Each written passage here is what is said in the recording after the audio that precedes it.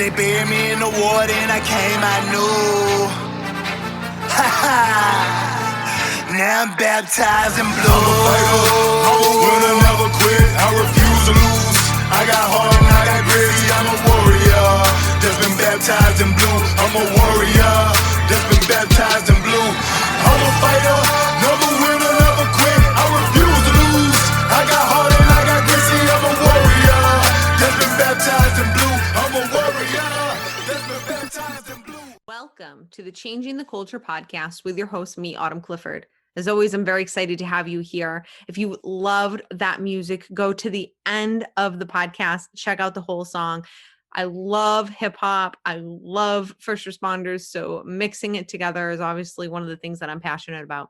I'm really excited to bring you today's show. But before I do, I want to invite you to come and hang out with me in the Culture Shock Challenge. I am teaching you, I'm leading and guiding you on 14-day challenge on how you can ditch burnout, to be the most resilient person that you know, and to honestly really shock our culture, change the culture that we have for first responders. This is designed specifically for you. It's all backed by science.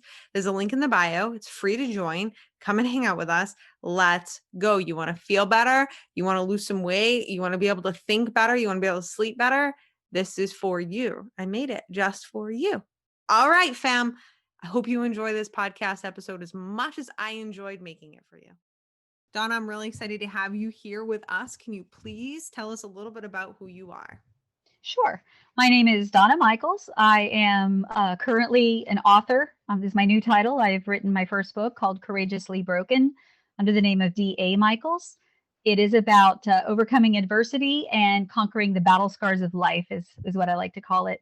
I'm a U.S. Navy veteran, currently disabled. I am also a 20-year law enforcement officer, soon to retire. Super excited.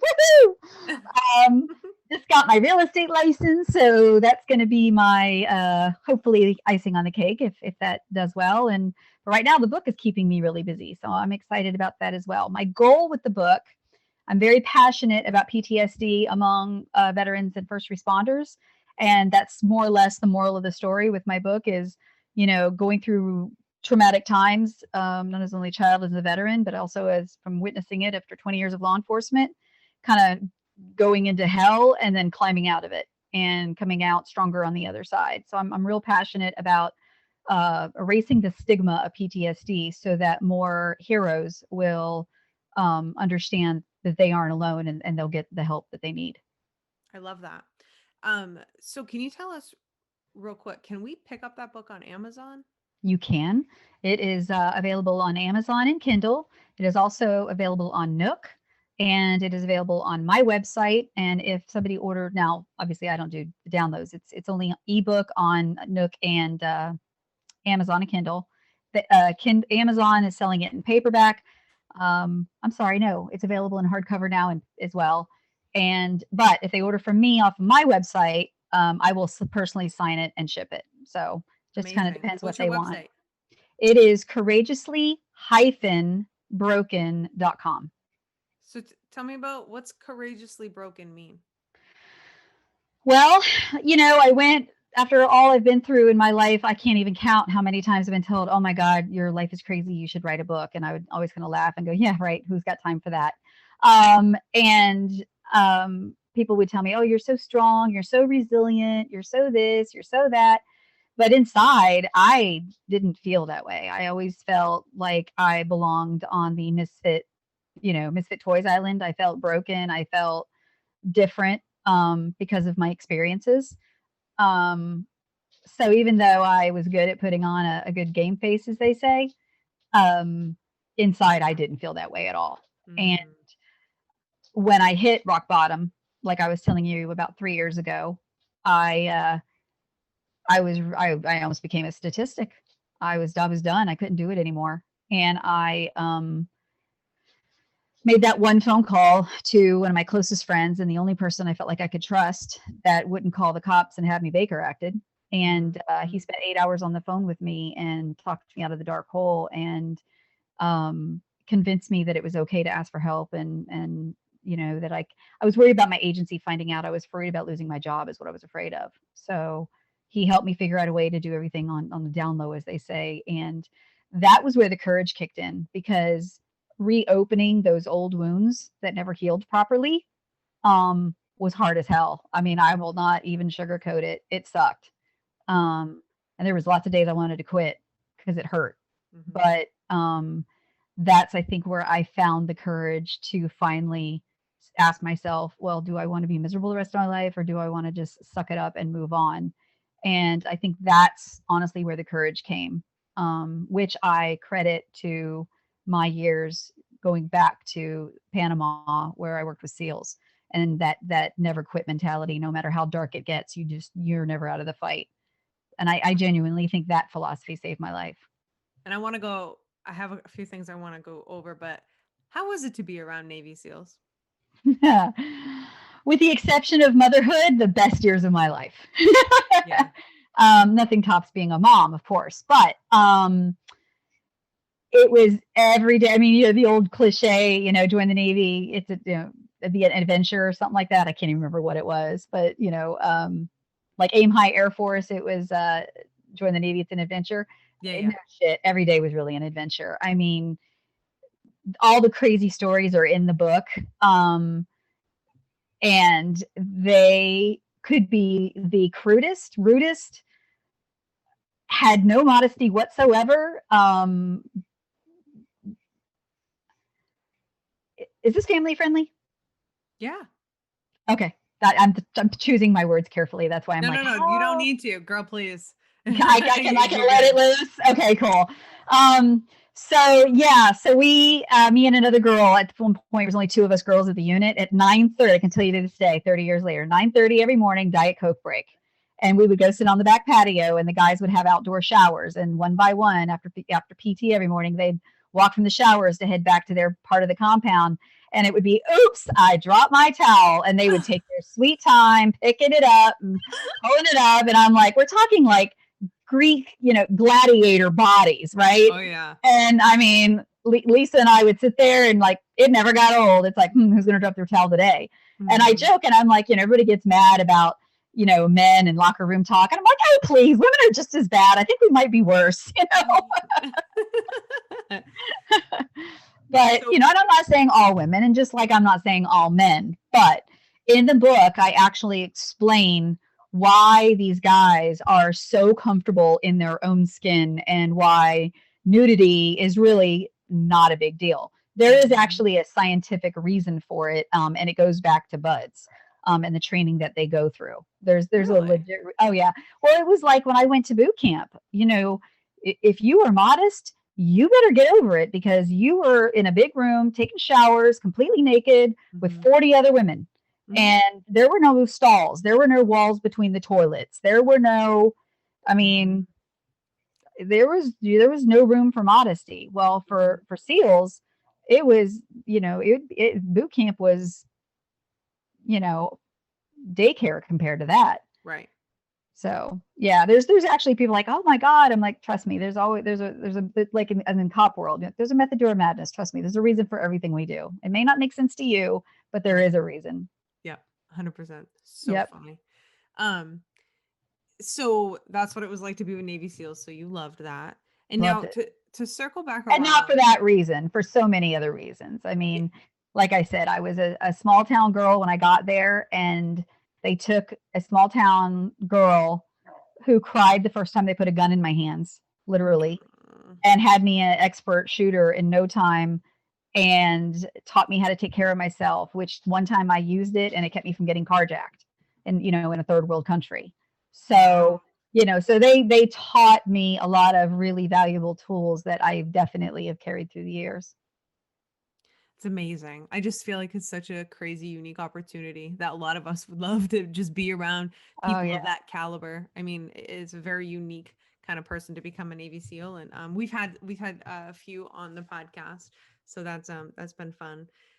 So now, okay, so let's go circle back around. So you said that you obviously had some personal reasons for why you hit your rock bottom. Are you able to describe, like, what the rock bottom was as far as how you were feeling, what like thoughts you had. And the reason I'm asking you is we have a lot of first responders that listen to this podcast, and we all go through our own rock bottom. I've had Mm-hmm. mine, and I'm very open about it.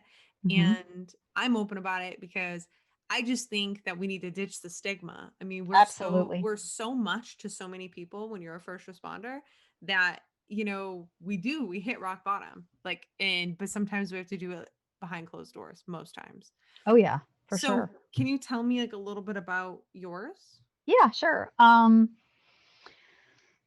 So I wrote one of my chapters in the book, I titled The Perfect Storm, because in essence, for me, that's what happened. I had a rough childhood.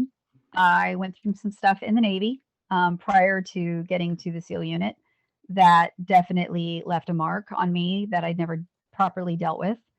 And then I went into law enforcement. And I remember my first child death was a 2-year-old drowning. And I went into, perform like you train, do this, do this, do this, do this. And it was almost like an autopilot, and you really weren't processing what was going on at that moment. Um, or at least that's how I work. I don't know if everybody's the same. Me, I go into like an autopilot mode whenever something bad happens, and I usually lose my shit later. It's Well, I think, usually, and that's the thing is I think, and I say this a lot, we go into checklist mode, right? hmm So then everything just becomes a checklist. It's okay, I got to do this, I got to do this. If this happens, I do this, and if this happens, I do that. yes. Yeah. Yeah. Mhm. Well, I was a rookie. It was my first child uh, death call. It was a drowning, like I said. Oh. Me and another deputy officer, and he was almost as new as I was. We performed CPR. Fire department got there, snatched the baby up, took him on the ambulance. I got sent to the hospital with the family and waited for the outcome. And they worked that poor baby forever. And obviously, he didn't make it. I remember being in the ER and the nurses were crying and everybody was crying, and the doctor, I was there when the doctor broke the news to the parents, and I think they were just legitimately in shock. I don't think they were even processing what was happening. Um but everybody was crying, and I'm thinking in my mind, these people work in a hospital. They're used to people dying. Why is everybody crying? It didn't hit me right away. It was like 24 hours later, I was at home in the shower when it finally hit me what I witnessed. And the next thing I know, I'm on the floor crying in the shower. And I called my mom, who had worked in hospitals her whole life. Mhm. Sorry, I had to get a drink. It's okay. And I called her, and I'm just, crying. And I said, "What's wrong with me? Is this normal? Is this what it's always going to be like?" And she's like, "Nope." She goes, "This is perfectly normal." She goes, "Everybody's got their window. Now you knows what yours is." And she goes, it will get easier with time. Unfortunately, you're just going to get, thicker skin. Mm. And I had thick skin, but something like that I had never seen, or nor was I prepared for. Right.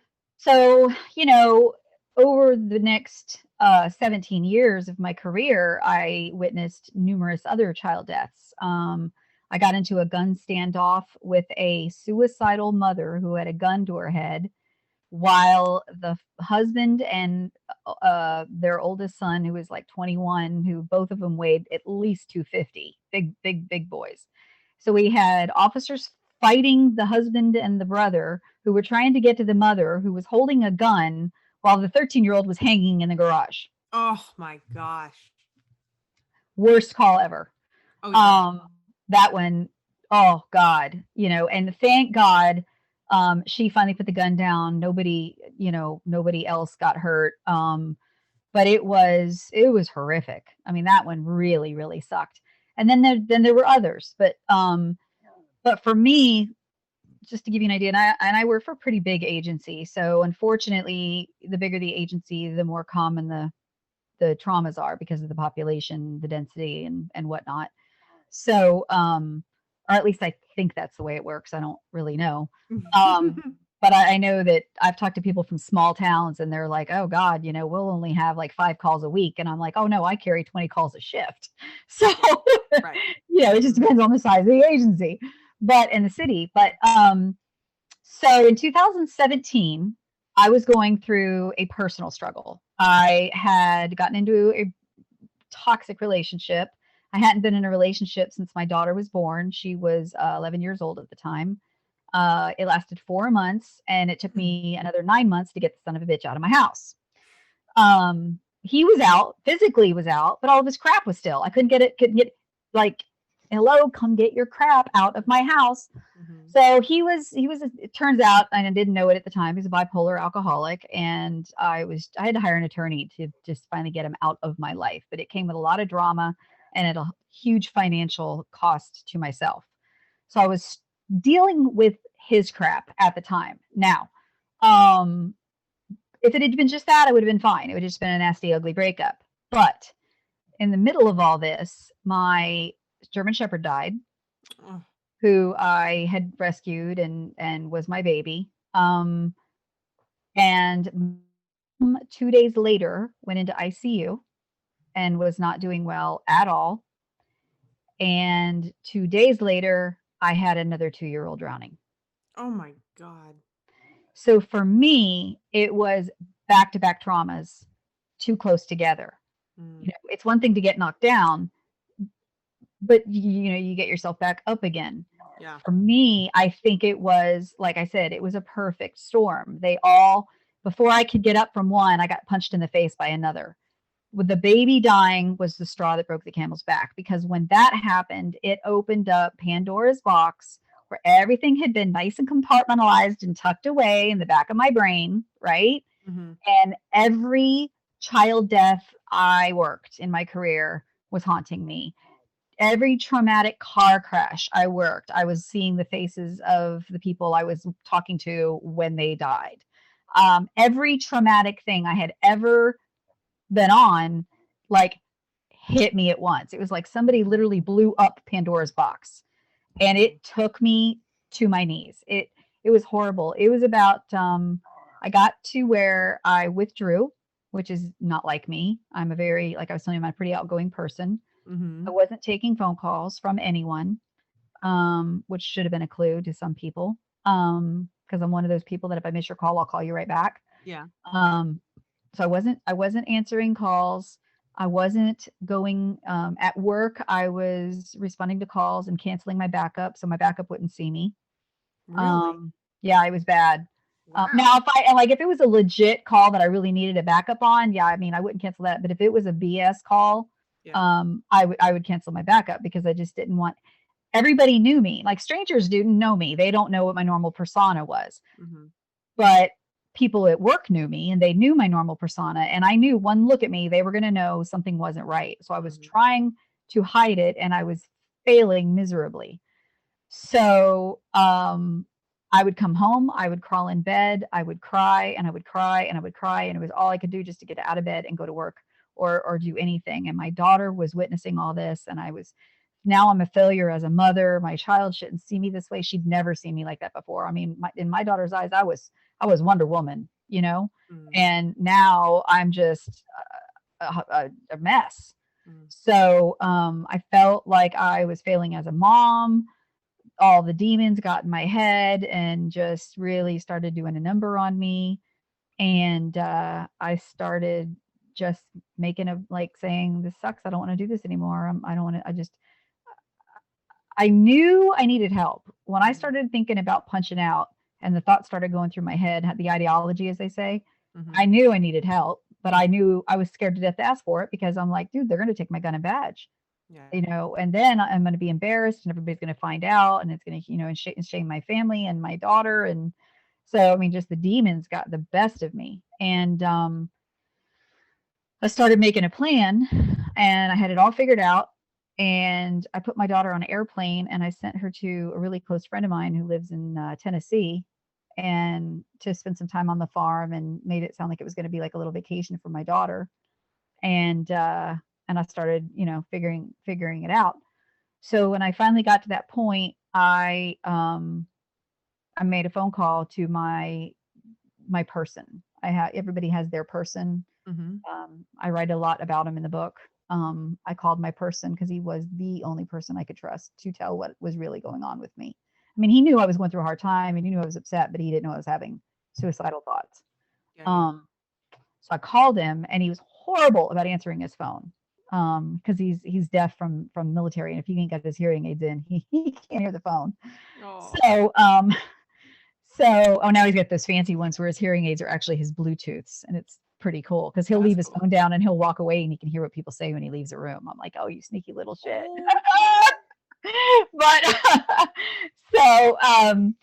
but back then he didn't have the high fancy ones yet. So he answered his phone that day, which is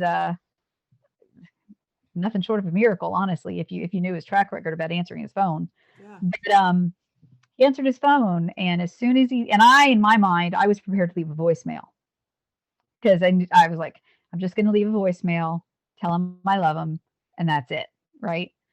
And he answered, and then I was like caught off guard, and I just started bawling. I mean, I was hysterical, and he couldn't make a rhyme or reason of what I was saying. And I finally said the words, and he's like, "Oh no, you don't. Not today. You're not." So he spent 8 hours on the phone with me, and he checked on me numerous times a day because it was a Saturday. So he checked on me all through Sunday, and then made me promise to call into work sick on Monday and to go talk to somebody. And he told me how I could do it on the down low without my agency finding out. Yep. And so that's what I did until a few months later. I met a veteran through a class who did have PTSD. He's a combat veteran, and he read me like a book. He had his PhD in sociology, and he read me like a book. He pulled me out on a break, and he said, "You said you were in the military," and I said, "Yeah." And he goes, "Something happened to you in the military?" And I just looked at him like, "How the hell did you know that?" Mm-hmm. I just started crying. Like, after all those years, I can't believe somebody finally asked me the question. Right. And I didn't even have to answer the question. My reaction, told him what he needed to know. And he told me I needed to go to the VA and get some help. And I'm like, no, VA is not going to do anything. I never reported anything. It's not my service record. It's not my medical record. He goes, trust me, there's a lot of other women just like you. Wow. So he gave me the rest of the day off. And because what it was is they were doing, well, your listeners are going to figure this out at this point, but we were listening to, sexual assault victims during interviews.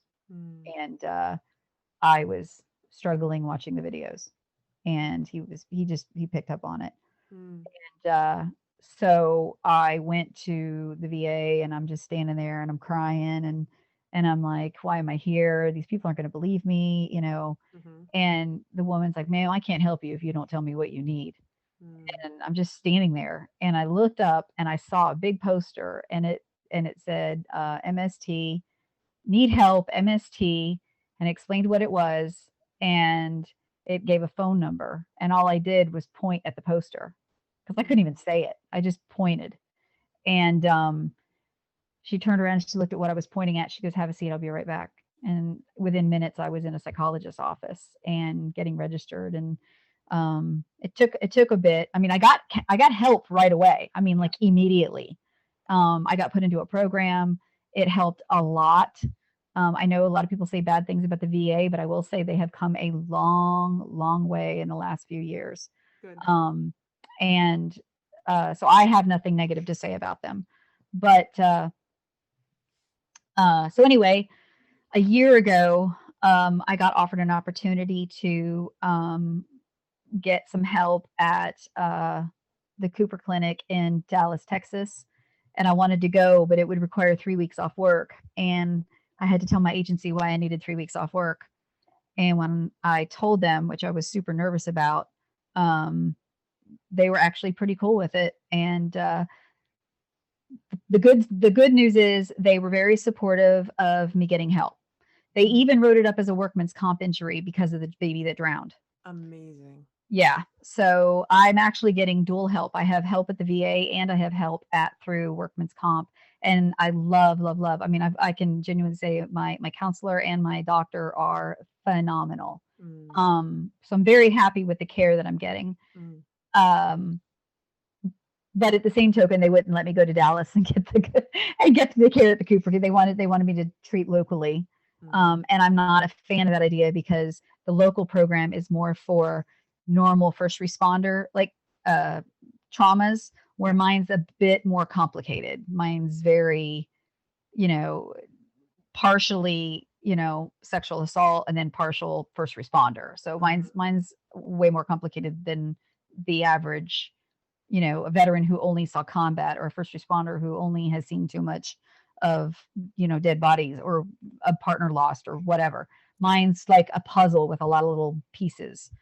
But it is what it is. I'm hoping to retire next summer, and my invitation to go to Dallas is actually would have been canceled anyway because of COVID. So it all yeah, fuck COVID. Yeah, so I wouldn't have been able to go anyway. But now I'm like, I've talked to them and they're like, nope, we've already got you earmarked. You're good to go. You just tell us when you're ready. And so my plan is to retire my hope is retire this summer and then and go get the help I need in Dallas, which is a really good thing.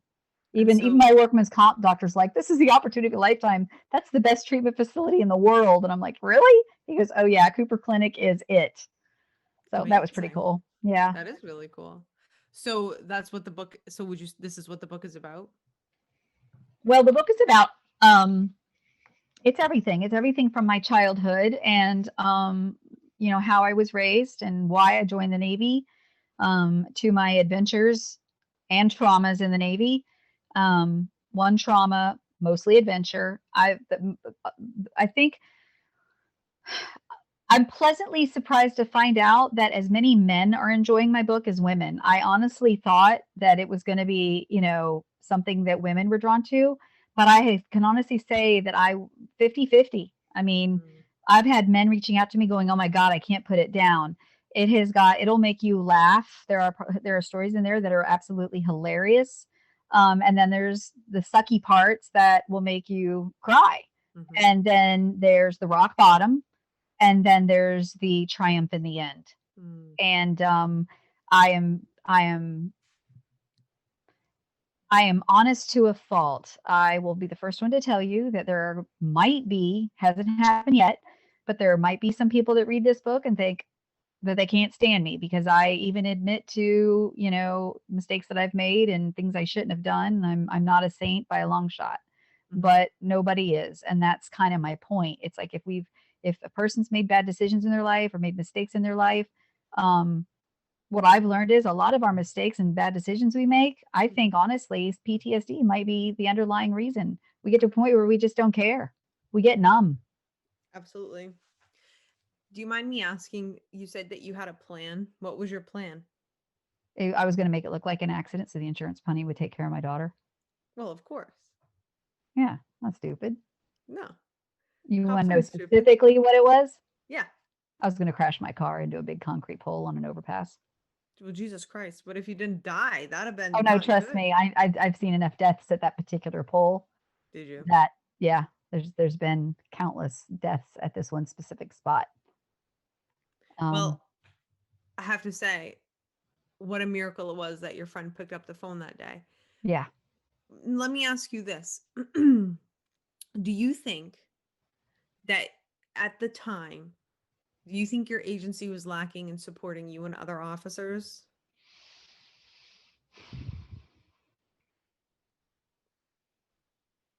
I know we don't want to shit on our agencies. No, I'm trying to. I have a hard time with my memory, and chronologically, I get things mixed up. So in my mind, I'm going through a timeline. Okay, so here's what happened. I got diagnosed with PTSD. 2 years passed. I was in a much better place, and I heard about this thing called CISM, which is Critical Incident Stress Management, and that is a team of officers that respond out to traumatic events and render aid to the responders, right? Initially, we do a debriefing. Hey, listen, if you start having nightmares, you can't sleep, this, that, we start telling them all the red flags, what to do. Knowing that I had PTSD, even though they didn't know I had PTSD, I interviewed for the team and I got on. And I wanted to be part of something to prevent others from going through what I was going through, right? When I was a young cop, it didn't exist, right? The night the first baby drowned, all the other deaths, even the night that the 13-year-old hung herself when we got in the standoff, I'm like, um, there was no debriefing about, are you, it was always a debriefing on operationally what we could have done better, right? But there was never like a debriefing as, is anybody okay? Does anybody need to talk? God forbid you said, hey, that, I need to talk to somebody, then, you were a weakling, and this job wasn't for you, So of course nobody was going to say, that sucked or that bothered me because, um, when SISM came around, I'm not really sure exactly how long it had been around, but what I will tell you is the 2-year-old drowning that broke me was my very first SISM meeting that I went to as a responder. Mm. So to me, it was new. How long it was actually around, I don't know because it wasn't really talked about. Does that make sense? Yeah. Um, I will tell you that the reason my agency covered me under workman's comp, even though I reported the matter truthfully, to, you have up to a year after a trauma to report an incident. I don't know if that's a law, or I don't know whose rule that is, but here you have up to a year to say, I've got a problem, and this is why. And the incident that precipitated it had to have been within a year. Does that make sense? Yeah. Okay. In my case, it was 2 years. However, the reason that they allowed it was because, sorry, Biggins at it. Um, the reason they accepted my case was because, um, from the time I made that phone call to my friend to the time I actually started getting help, Mm-hmm. was about 2 weeks. And a week went by, and I was having a really bad day. And I was on my bathroom floor, and I was just hysterically crying, and I couldn't get it together. And I remembered the SISM briefing. And I took a leap of faith, and I called because they swore and declared it was confidential, right? Mm-hmm. Took a leap of faith, and I did call someone on the team. And that person told me that it was going to be okay, that I was going through a lot, that I should just go down to the walk in clinic, tell the doctor what's going on, and they'll give me some Xanax and it'll help me feel better. And that was it. Of course. And nobody followed up on me. I kind of slipped through the cracks on that one. Yep. So when I did report it 2 years later and I told them what had happened, and they called, I'm assuming they called that person and said, do you remember getting a phone call from, Donna about XYZ? Mm-hmm. Um, assuming that person said, yeah, I remember that. Which in essence, they could say I did report it within a year. I called in a matter of a couple of weeks, right? Mm-hmm. And I slipped through the cracks. They didn't follow up with me. They didn't get back with me and say, hey, can we get you some counseling? Can we do this? Can we do that? I didn't get guided in the right direction. I was told, go get some Xanax and you'll feel better. Mm-hmm. So I don't blame anybody for that. I would chalk that up to maybe that person just didn't really know what to do, or didn't really know what to tell me. Maybe it was just, okay, we do these things, everybody feel better, we're here to, if you want to talk to us. But there I was, a complete utter train wreck on the floor of my bathroom, sobbing. And the only thing that I didn't say, which I knew better than to say, was, hey, I want to die. Right. Right. I knew better than to say that. Of course. But that person should have probably picked up on that. This wasn't normal. I was a train wreck. Well, I think it's a departmental thing, and I think it's a thing that is all across the country / the world, as our departments aren't, they're not, they're turning left and right eyes. They're turning a blind eye on this, which is why we have the epidemic that we have, which is why there's so many more officers across the world that have your story, as far as the traumas that they have faced, and they have been unable to process it. And like you said, you took a leap of faith. Some of those officers do not take that leap of faith and reach out. Some people don't have that person that you had. Um, and so obviously I'm Who quite coached passionate. me in the right direction. Yeah. And I'm that was a I'm quite veteran. passionate about this myself, and I think that this is where I have a lot of angst with departments, because my department let me down, and not only has my department let me down, it had let down a lot of different people, and I've seen a lot of different departments letting a lot of different people down. My question to you is, what's your opinion on interdepartmental peer support? I think it depends on where you are. I would tell you that currently where I'm assigned, I couldn't ask for it to be any better. I would have strongly, I wouldn't be here right now. And when I say wouldn't be here, I mean I wouldn't be working, not living. Okay. Mm-hmm. Living wise, I'm good. I'm much better place. Mm-hmm. Um, but I can tell you, I mean, my plan was to do my 25 years. Mm-hmm. Um, I'm 50 years old. I'm gonna be 51 in May. May is also my anniversary. I will hit 20 years in May. And Mm-hmm. I have decided that if and when the VA bumps up my disability rating, which my advocate feels very strongly that they will, probably likely by May. So as soon as I find out that the VA has bumped me up a little more in my percentage in my rating, I will be able to afford to take a financial hit to walk away 5 years early. I mean, it'll be a 15% hit. Instead of 75, I'll leave with 60%. Mm-hmm. Um, but the way our retirement works, I get a 3% COLA every year. So in essence, in 5 years, I'm st- I'm still going to get to 75%. So I'm like, leave Mm-hmm. 5 years early, and 5 years later, okay, and still be able to do something else on the side in the meantime. Yeah, that's kind of a no brainer to me. Mm-hmm. I've Yeah. just got to be able to pay my bills. And in order to pay my bills, I need that VA rating to increase a little bit. And like I said, it's just, it would have probably already happened, but COVID again slowed everything down. But to get back to your question, yeah, sometimes I feel like it's a complete smokescreen. I think I will tell you I am on the CISM team, and I will tell you that there are people on that team that I have no doubt are on that team for the absolute right reasons, and that are 100% heart in the right place, definitely doing their job to the best of their ability. I can say that with 100% certainty that they are not the problem. The problem is trust. The problem is trust.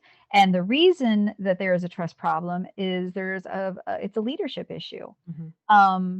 And I'm not willing to put the leadership blame on any one person. It depends on where you work. Like Mm-hmm.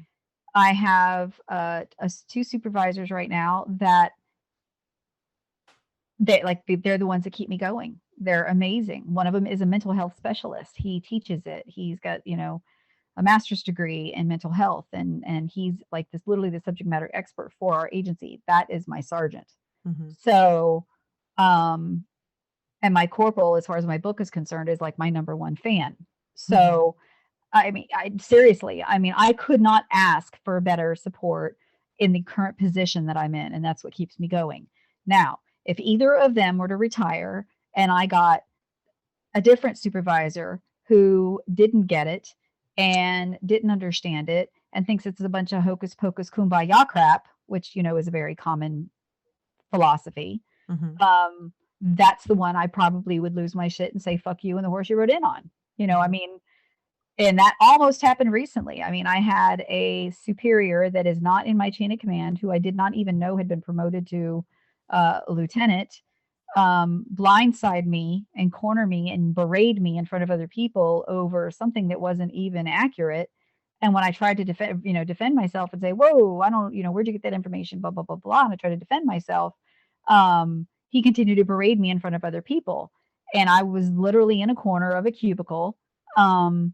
And I kind of went, I mean, psychologically, I think I went into like the fight or flight, moment. I couldn't flee because, we've been taught when you get pissed, when you get angry, what are you supposed to do? You're supposed to walk away. You're supposed to cool off. You're supposed to get your shit together, and you're supposed to go back, and you're supposed to have a calm talk about it. I didn't get that opportunity. I got cornered, and I got angry, and I started to raise my voice and argue back, and it was taking every ounce of my power not to drop the F-bomb and not to tell him what horse to, whatever, because that's what really was on my mind, what I was trying not to say. And he said, look, you can, he was trying to tell me to do something that was already done, which isn't possible because it was already done. And he's like, look, you can either do what I said or you can go. And I went, all right. So I closed my computer and I got my shit and I walked out the door. And I'm pretty sure that plan did not go how he was, how he thought it was going to go. And mind you, this person is not in my chain of command. I didn't even know he was a lieutenant because he was recently promoted. So I got to the car and I called my supervisor and I'm like, yeah, I got something. I think I might have screwed up. And he goes, oh God, what'd you do now? And I told him what I did. He's like, well, he did give you a choice. And I'm like, well, he did. He gave me a choice. But, long story short, it just, that, if I will sit here and tell you that if I didn't have PTSD, I would have handled that situation a whole lot better. But I have a very short fuse. And when I am cornered by a male superior in a hostile manner, that's a trigger. Yeah. It is. It's a trigger. And there's not a damn thing I can do about it other than, what am I going to do? Walk around with a warning level? Don't piss me off or I lose my shit. I'm like, we can't do that. Yeah, I hear that. Donna, what do you want to leave our listeners with? What's one thing you want to tell them? Can I say two things? Sure. If you're in a leadership position, don't judge because you honestly have no idea what people are dealing with behind closed doors. And unless they trust you, you're not going to know. Trust is everything. Take the time to get to know your people, get the time to get to know them so that, if they're having a bad day, you will recognize that they're having a bad day or that they're not the same or that something's going on. I can tell you that my closest friends knew I was going through trouble and no one was calling and checking on me. No one. And the reason, the only people that were calling, checking on me were my personal friends, but my work friends were not. And I genuinely believe it's because they were afraid to. They knew I was in a bad place and no one wanted to carry the responsibility of, making a call that might have cost me my career or might have got me in trouble or whatever. So I have reached out to countless first responders that I know for a fact were going through tough times and have told them, I am not trying to burn you. I have been there, please talk to me, let me help you before it gets to that point where that 911 call has to be made. There are a lot of really solid nonprofit organizations that are funding for first responders for retreats designed just for us. Instead of getting we call it Baker acted where we are, but instead of getting committed and hauled off to the mental hospital, before it gets to that point, go to, one of these retreats designed for us where we're with our own people and with people who understand what we're going through. There's dignity, there's respect, and it's a lot more helpful in the long run. And I think that when agencies and leaderships start recognizing these retreats in these facilities, it's not like a cushy 5-star vacation. They call it a retreat because it sounds better than, rehabilitation or rehab or whatever name you want to put on it, right? So I'm a big proponent of leaderships and agencies being much more familiar with these programs and nonprofits where first responders can go and get help with dignity, right? Because it's a win-win situation in the end. Number two, if you are a first responder and you are going through hell and you are struggling and you're afraid of your leadership or you don't trust your leadership to do the right thing, reach out to the nonprofit organizations and they will help you get the help you need on the down low. I know people personally that have done it, and you'll be fine. You will find it is totally worth it. I can tell you right now, one of them is called Survive First. Doug Monda runs it, and they are incredible. And Doug is a retired SWAT guy, and he, like me and like many of the other mentions, he's walked the shoes. His not the nonprofit he's running, plus several he works with. He literally, at a moment's notice, gets on a plane, will fly across the country to the first responder in crisis, and he will personally escort them to one of these retreats that they work with. Amazing. It is. It really. What's there's what's that nonprofit again? Survive First. I love that. Yeah, look him up. Doug Monda. DougMonda. Doug is a great guy. Yeah, absolutely. Yeah. So and like I said, there's plenty others out there. The problem is I don't understand why more people aren't getting educated and taking advantage of those opportunities. 100%. 100%. Donna, so where can we find your book again? Tell us the name of the book and tell us where we can find it again. The name of my book is Courageously Broken by D.A. Michaels. And it can be found on Amazon, Kindle, Nook, Barnes & Noble, or through my website, which is courageously-broken.com. That hyphen's important because if you don't put the hyphen in there, you go to the wrong website. So beautiful. Well, thank you so much for taking the time and sharing with us your story. We can't wait to get the book and check it out. And I hope Sheepdog Nation, you guys grab that book. It sounds like an amazing book. And Donna, thank you so much for spending your time with us. Thank you so much, Autumn. I really appreciate it. Of course. Sheepdog Nation, we'll see you next time.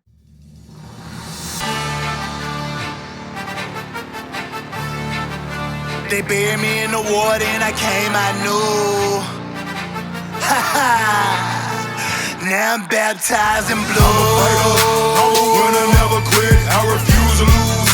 I got heart and I got grit. See, I'm a warrior that's been baptized in blue. I'm a warrior that's been baptized in blue. I'm a fighter, I'm a winner, never quit. I refuse to lose.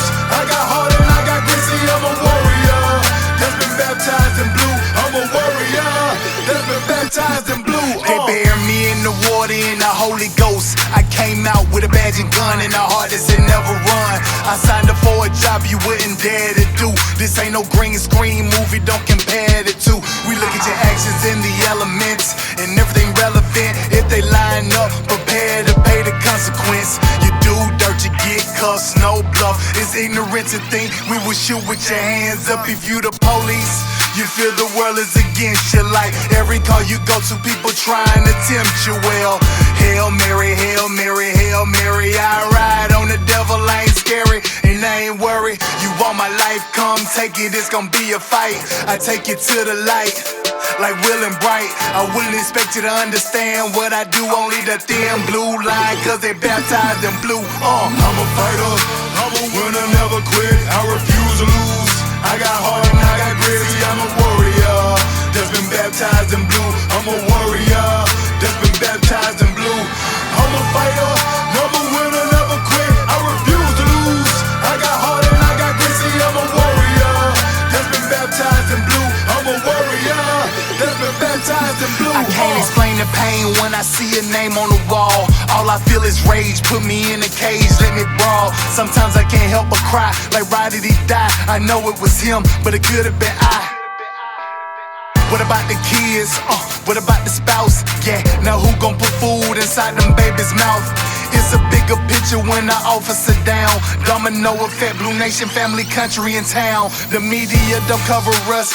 Well, maybe Fox, cause MSNBC and CNN surely don't care about cops. Politicians more concerned about protecting the legal instead of laying the law down and protecting the people. Let me get off my soapbox before I curse. I don't seen way too many cops riding in hearse. Well, I wouldn't expect you to understand what I do, only the thin blue line, cause they baptized in blue. I'm a fighter, I'm a winner, never quit. I refuse to lose.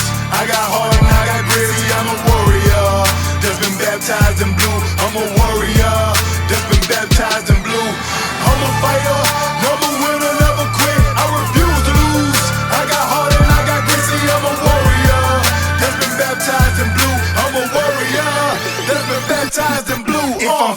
with a mission, I'm gonna complete it. If that means being deleted, I live with the credence. I do this for the combat vets and Leos. When I'm suited, ready to go, it's either friend or foe. Only Lord knows what my future's in store. I only kill with the hope to see more, so God don't close that door. If I take a life, it's him or me, with the hopes to survive, not bigotry. I go in situations that you cannot imagine, deal with things that you cannot fathom. No if buts or rather, I'd rather fight for a cause than live for nothing. So when you read my headstone, you know I died for something. You hypersensitive shit complain by justified force. You blame the cops first, that don't work, you blame the courts. But I wouldn't expect you to understand what I do, only the thin blue line, cause they baptized in blue. I'm a fighter, I'm a winner, never quit, I refuse to lose. I got heart and I got grit, see I'm a warrior that's been baptized in blue. I'm a warrior that's been baptized in blue. I'm a fighter, never winner, never quit, I refuse to lose. I got heart and I got grit, see I'm a warrior that's been baptized in blue. I'm a warrior that's been baptized in blue.